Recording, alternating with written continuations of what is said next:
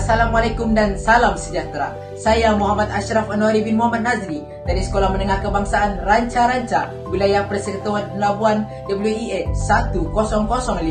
Melalui Rancangan Pendidikan Malaysia RPM 2026 hingga 2035, murid sejahtera dibentuk melalui 5 ciri utama. Pertama, beradab, menghormati guru, ibu bapa dan rakan-rakan. Kedua, berilmu, sentiasa berusaha menimba pengetahuan demi masa depan. Ketiga, berkemahiran, mampu berfikir secara kreatif dan menyelesaikan masalah.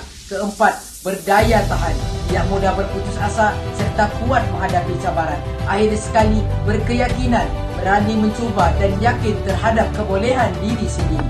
Kesimpulannya, 5 ciri ini utama penting melahirkan generasi yang cemerlang dan mampu membawa kemajuan kepada negara. Sekian, terima kasih.